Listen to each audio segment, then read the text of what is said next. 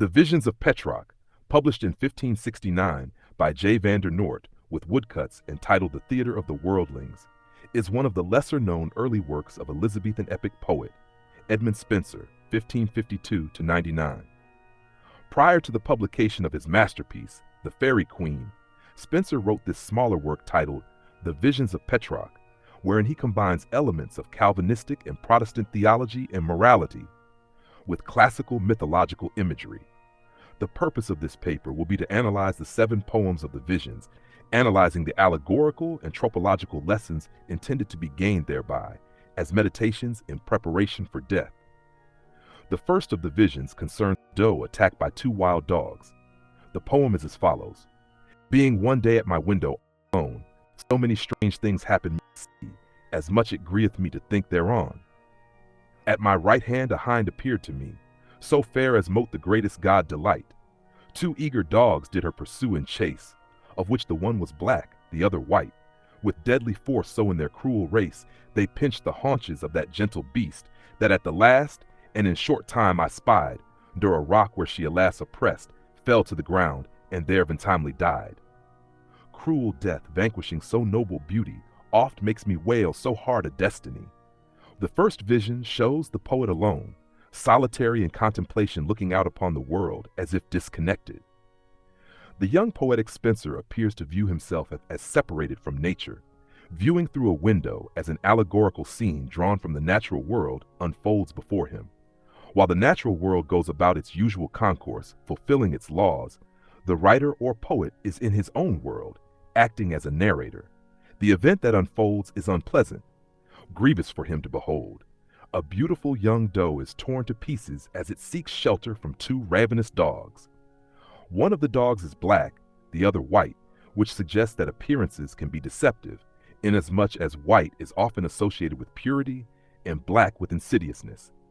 In the case of the natural world's rapacity and carnality, such symbolic meanings do not always obtain.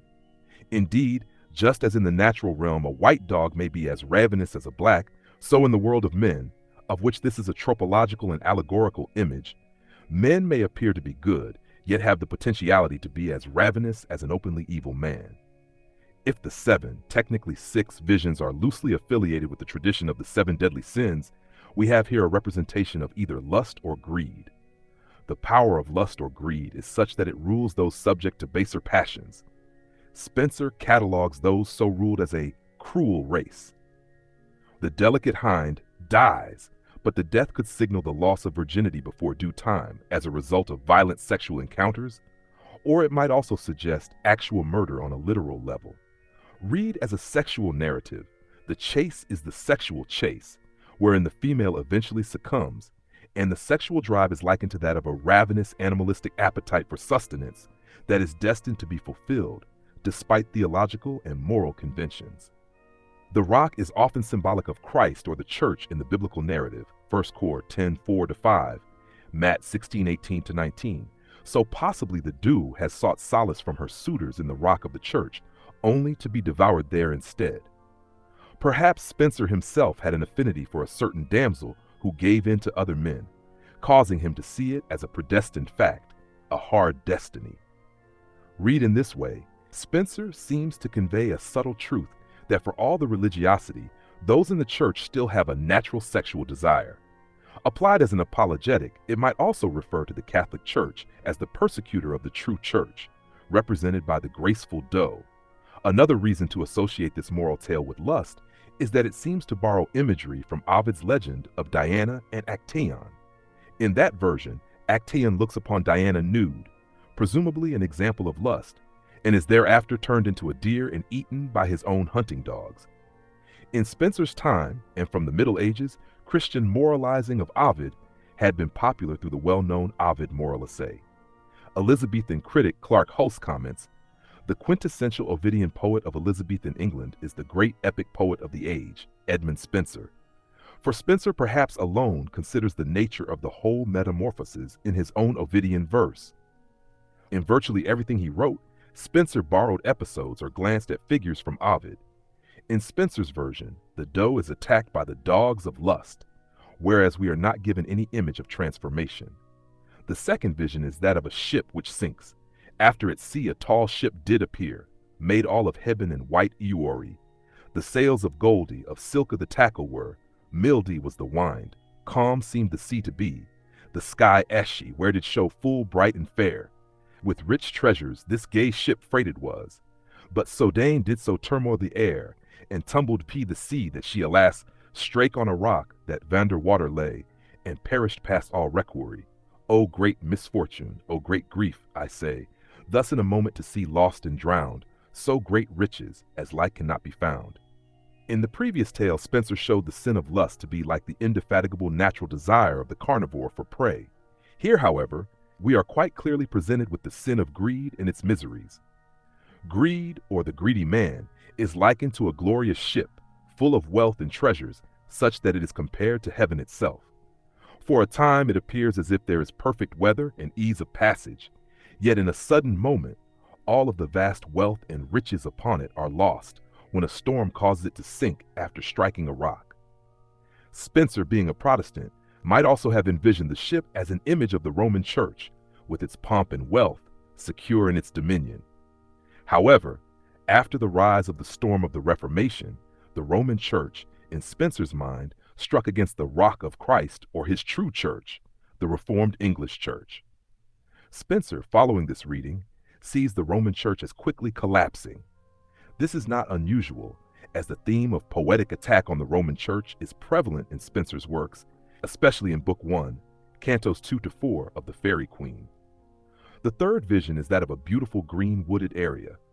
Then hohenly branches did I see arise out of the fresh and lusty laurel tree, amiddy the yon green wood of paradise. Some noble plant I thought myself to see, such store of birds therein shrouded were, chaunting in shade their sundry melody, that with their sweetness I was rawished near. While on the laurel fixed was mine eye, the sky gan Uri where to hour cast, and darkened was the welkin all about, when sudden flash of Hohen's fire outbrast, and rent this royal tree quite by the root, which makes me much inured to complain, for no such shadow shall be had again. Here the imagery is clearly Edenic. Spenser sets up a laurel tree amongst a lush wooded forest, replete with a reference to paradise, the biblical idea of the original perfect environment of man following upon his creation, Genesis 1 to 3. Here, the birds rest and find solace to sing amongst the branches of the laurel. This brings to mind the imagery of the biblical book of Daniel, which describes the opulent and prosperous reign of Nebuchadnezzar.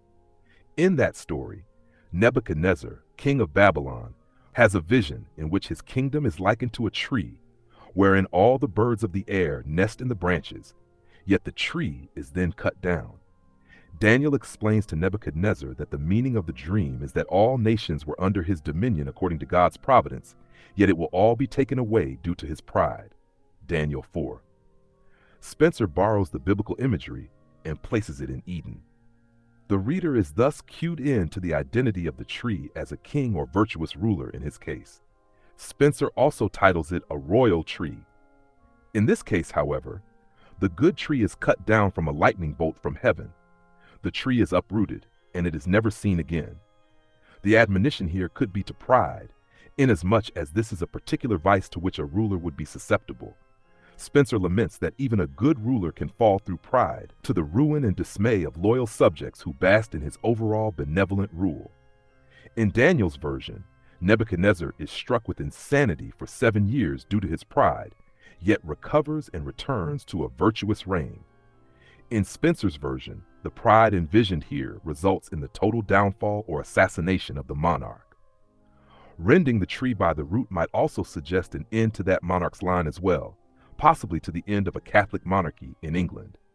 The fourth vision is a spring with 3 muses.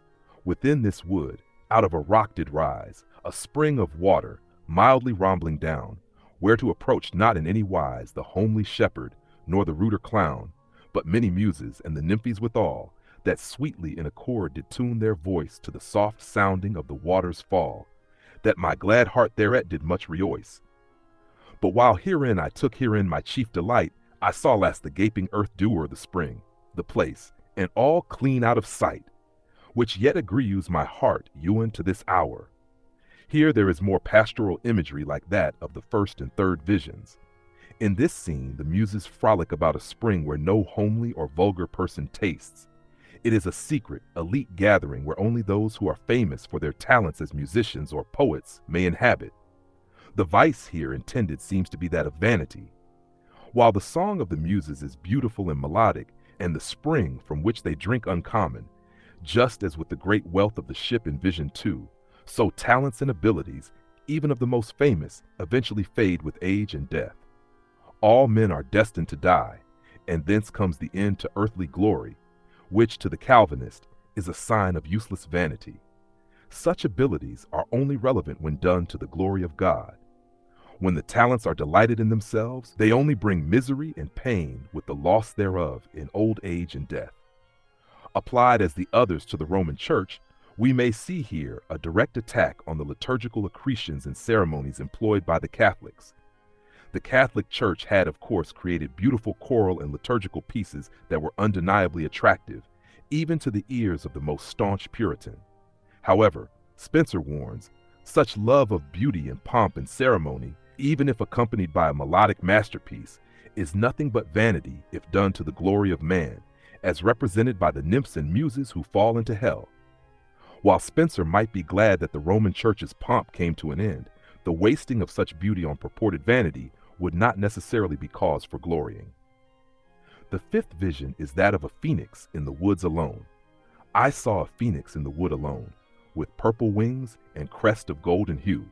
Strange bird he was, whereby I thought anon, that of some hohenly wight I had the view, until he came into the broken tree, into the spring that late deward was. What say I more? Each thing at last we see doth pass away. The phoenix there alas spying the tree destroyed, the water dried, himself smote with his beak as in disdain, and so forthwith in great despite he died. For pity and lieu my heart yet burns in pain. The phoenix, of course, is the mythical bird of rebirth or resurrection. It also figures in Ovid's Metamorphoses, particularly in the mysterious Doctrines of Pythagoras in Book 15. Pythagoras singles the phoenix of Assyria out as he lists his explanation of the diverse animals of the natural world. This bird feeds on frankincense and myrrh and lives to be 500 years of age before renewing itself, being born from the father's body. It then carries the nest to the temple of the sun. The phoenix is then a classic image of immortality, or the search thereafter. In the poem it appears the bird has come upon the same wooded area from the previous visions, and the tree is uprooted and the spring dried up. The bird seeks water and sustenance, yet finds nothing, and is driven to misery, smiting with his beak from starvation. As with the previous tropological levels, the vice under view here may be sloth. The phoenix, an otherwise magnificent and immortal bird, has been lax in arriving at the spring, and it is now dried. Read as an allegorical meaning for the Christian. The sense is that though the believer may possess immortality as a gift of grace, if the believer is slothful in his duties in seeking God or truth, his spiritual life will wither and result in much misery. Similarly, the imagery could also signify that royalty, given that Spenser mentions gold and purple, must hasten to the doctrines of the Reformation, lest they arrive too late and find the support of God wanting. In fact, the Reformation was largely successful in Western Europe due to state support in various nations. Had it not convinced magistrates, it would have been suppressed as any previous medieval Western heresy had. Spenser may be warning the aristocracy that the window of opportunity for overthrowing the perceived papal tyranny was at hand, and Spenser felt misery and pain so long as others did not aid in reforming the Church of England. The final vision is that of the beautiful woman. At last so fair a lady did I spy, that thinking yet on her I burn and quake. On herbs and flowers she walked pensually, mild, but yet low she proudly did forsake. White seemed her robes, yet wooing so they were, as snow and gold together had been ywrought. About the waist a dark cloud shrouded here, a stinging serpent by the heel here caught, wherewith she languished as the gathered flower, and well assured she mounted VP to Ioi. Alas, on earth so nothing doth endure, but bitter grief and sorrowful annoy. Spenser is taken by her beauty, and she walks upon herbs and flowers. She is thus a regal, dainty woman, yet she forsook love and pride. This perhaps suggests the vice of hate as the opposite of love, and the woman in question is clearly Eve, hearkening back to the serpent in Eden, but the woman is still yet the church too, in both her corrupted Roman Catholic version, according to Spenser, and her pure, reformed version. It is only through contemplating her in her purity with the Reformation doctrines intact that Spenser thinks she is the persecuted true woman/church, as mentioned in Revelation 12. The woman was bitten by the serpent and languished for a time, just as she is persecuted in Revelation 12, but she ends up victorious and ascends or mounts up to joy. Spenser's lesson is that on earth the church and the true Christian can have no real joy, inasmuch as this world is fallen. It is the lot of the believer, especially given the morbid doctrines of depravity as countenanced in Calvinism. And so Spenser ends his visions. My song thus now in thy conclusions, say boldly, these same 6 visions do yield unto thy Lord a sweet request, ere it be long within the earth to rest. The purpose of his meditations has been the contemplation of the vanity, futility, and fleeting nature of this life and its grandeur. As a consequence, it was crucial for Spenser to interact with the religious controversies of his time, elucidating his own Protestant presuppositions as a framework for one level of the visions, as well as picking out certain vices that the faithful Reformed believer was to combat. As was common in Elizabethan Renaissance writing, polyvalent allegorical poetry and symbolic imagery served this purpose well, and Spenser's Visions of Petrarch is a perfect example.